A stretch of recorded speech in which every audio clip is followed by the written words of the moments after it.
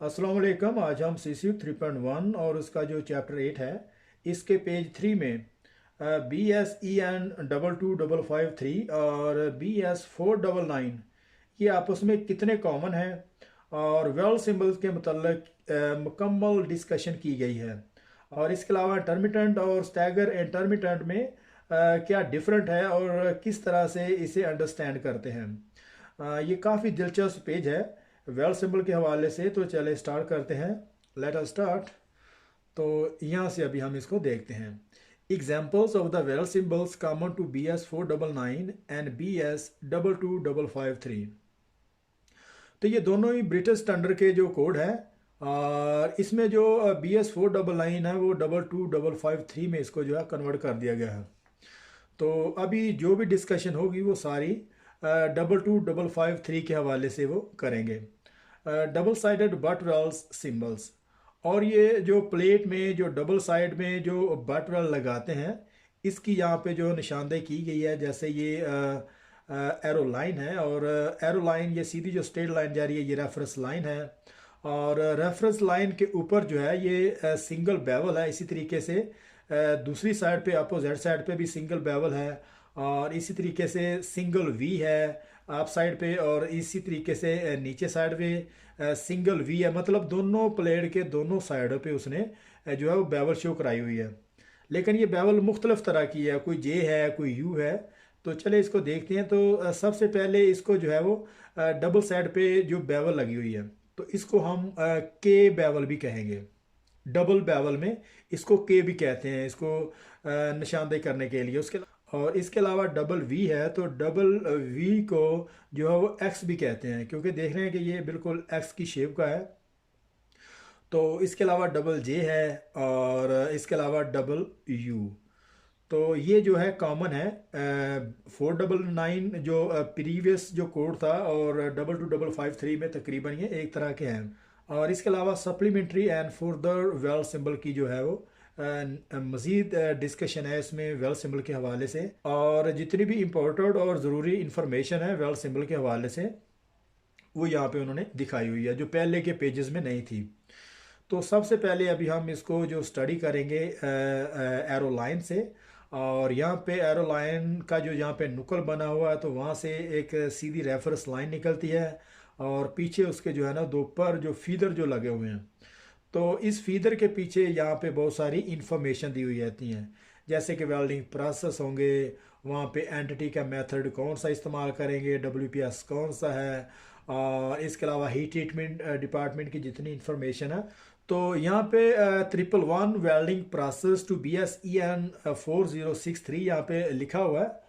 तो इसमें जितनी भी वेल्डिंग प्रोसेस के हवाले से कौन कौन सा वेल्डिंग प्रोसेस है और तकरीबन जितने भी वेल्डिंग प्रोसेस फील्ड में इस्तेमाल होते हैं वो सारे के सारे BSEN 4063 का जो कोड है इसमें हम जो है वो निकाल सकते हैं, वो देखे जा सकते हैं। और इसके अलावा भी बहुत सारी इंफॉर्मेशन जो फर्दर मज़ीद होती हैं वो यहाँ पे डिस्प्ले की होती हैं इन दो परों इन फीदर के बिहाइंड। और इसके अलावा इसको अभी हम यहाँ से स्टार्ट करते हैं। इसको इसके नुक्कल से जो यहाँ पे एक राउंड दायरा लगाया हुआ है तो यहाँ पे वो कह रहा है कि वेल्ड ऑल अराउंड। तो जहाँ पे किसी भी नुक्कल पे अगर इसी तरह का कोई दायरा लगा होगा तो उसका मतलब ये है कि ये हर साइड से वेल्ड होगा। तो प्लेट के दूसरी तरफ से भी सेम इसी तरह का वेल्ड होगा। और जैसे कि पाए पे चारों तरफ वेल्ड करते हैं इसी तरीके से तो वहाँ पे भी मेंशन होगा। और इसी तरीके से जो फ्लैग है वेल्ड ऑन साइड, तो इस फ्लैग का मतलब ये निकलता है, इस फ्लैग का मतलब ये है कि ये वेल्ड जो ऑन साइड पे लगेगा। वर्कशॉप में अगर एक स्पूल तैयार हुआ है तो कुछ जो है वहाँ पे छोड़ देते हैं उनको साइड पे लगाने के लिए। तो वेल्ड ड्राइंग में उसको जो है वो इस तरह से फ्लैग जो शो कराया होता है और वहाँ पे फिर क्या होगा कि उसको साइड पे वेल्ड करना होता है। इसके अलावा यहाँ पे एक फिलेट वेल्ड है। फिलेट वेल्ड में उन्होंने ये 10 जो है ये लेग लेंथ है, उन्होंने बी लिखने की यहाँ पे जो ऑप्शन था वो लिखा ही नहीं है।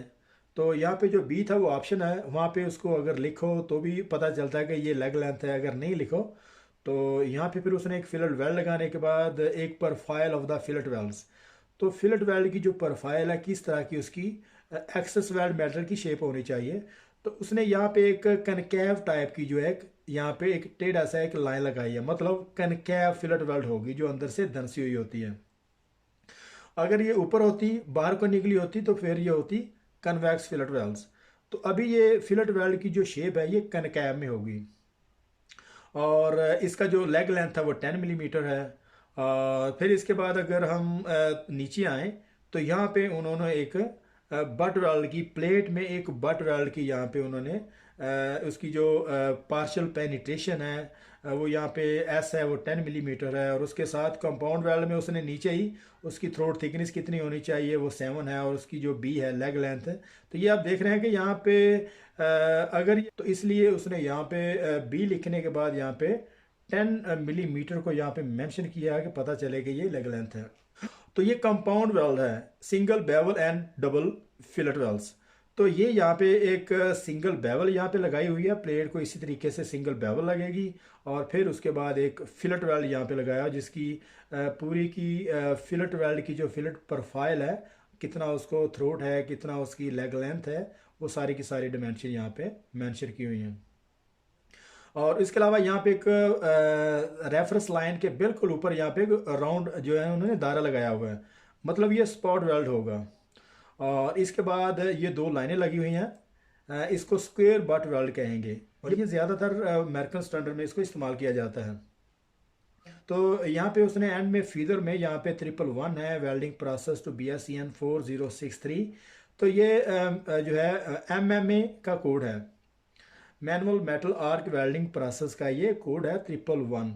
और इसके अलावा भी बहुत सारे जो प्रोसेस हैं सारी की सारी इंफॉर्मेशन वो 4063 में मिल जाती हैं। और इसके अलावा compound weld, single bevel and double fillet weld, ये अभी हमने इसको स्टडी किया है। तो इसको नीचे देखते हैं। Intermittent weld in BS499 and BSEN 22553 are given as a shown as a below with the number of the welds, multiply length of the each weld and gap length given in bracket example 3, 20 and 50। और इसके अलावा stagger intermittent है, इसमें weld में भी shown with a Z draw across the axis between the weld length and gap. तो यहाँ पे वो कह रहा है कि जो इंटरमिटेंट और स्टैगर इंटरमिटेंट में जो डिफरेंट है वो क्या है। और ये इसमें जो बेसिक डिफरेंट ये है कि फॉर एग्जांपल अगर हमने यहाँ से एक प्लेट को वेल्ड करना है, जस्ट ओनली एग्जांपल दे रहे हैं, ये थोड़ी टेढ़ी लगी तो ये हमारे पास एक, तो इंटरमिटेंट में क्या होगा कि सबसे पहले ये जो कॉर्नर है यहाँ से हम इसको वेल्ड करेंगे, इस काउंटर में इस कॉर्नर से इसको वेल्ड करेंगे। और वेल्ड कितना करेंगे, जितनी उसने डिमेंशन यहाँ पे दी होगी। वेल्ड की लेंथ कितनी होगी, 20 मिली वो लेंथ बता रहा है, तो 20 मिली यहाँ से उसको वेल्ड करेंगे।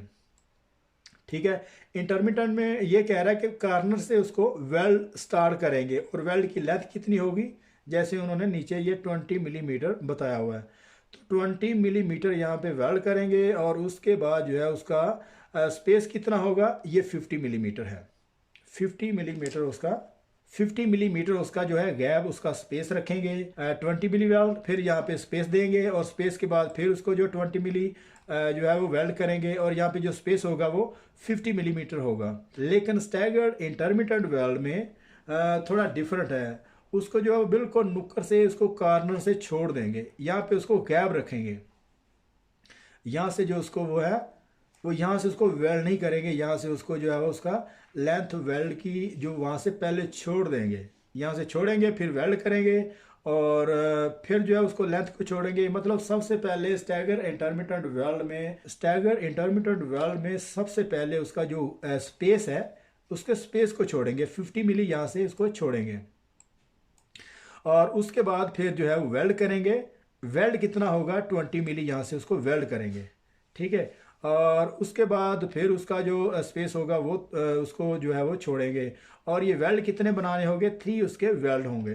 फिर इंटरमिटेंट में ये करेंगे कि कॉर्नर से वेल्ड स्टार्ट करेंगे और उसके बाद फिर उसका जो है वेल्ड का लेंथ होगा, जितना वेल्ड लगाना है, फिर उसका स्पेस होगा, इसी तरीके से उसको फिर करते जाएंगे।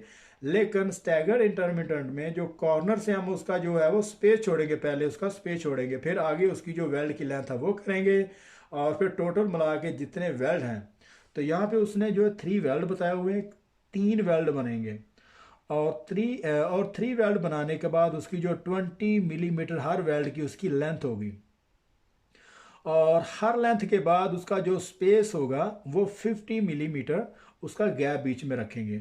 आई होप कि इसकी समझ आई होगी। तो यहाँ a staggered intermittent weld may be shown with the G drawn across the axis between the weld length and gap. और जहाँ पे भी स्टैगर इंटरमिटेंट वेल्ड के मतलब कहा होगा कि इसको स्टैगर इंटरमिटेंट वेल्ड करना है, तो वहीं पे जो वेल्ड सिंबल में इस तरह से उसको जो जी का, तो जी को मार्क कहाँ पे किया होगा, वेल्ड की लेंथ और जो उसका जो स्पेस है उसके दरम्यान में। ये बहुत ज़्यादा इंपॉर्टेंट जो क्वेश्चन भी है यहाँ पे, कि जो जी मार्क या क्रॉस दी किस जगह पे लगा होगा, वेल्ड के गैप में, या वेल्ड के बीच में, वेल्ड या लेंथ में, या स्पेस वेल्ड के और लेंथ में दरम्यान। तो यहाँ पे जो इसका करेक्ट आंसर होगा वो होगा वेल्ड की लेंथ और स्पेस के दरमियान जो है वो जी जो मार्क किया जाएगा क्रॉस द वेल्ड लेंथ के। और इसको जो है इसका फार्मूला ये है कि इसको एन करेंगे। एन मतलब कितने इसके नंबर ऑफ वेल्ड, कितने वेल्ड होंगे 10। और इसके बाद इसकी जो लेंथ कितनी होगी, लेंथ होगी इसकी, इसको मल्टी, ये मल्टी इसको, इसका मतलब ये नहीं कि इसको मल्टीप्लाई करना होता है, जस्ट ओनली इसको जो शो कराया होता है कि 3 और 20 में जो डिफरेंट।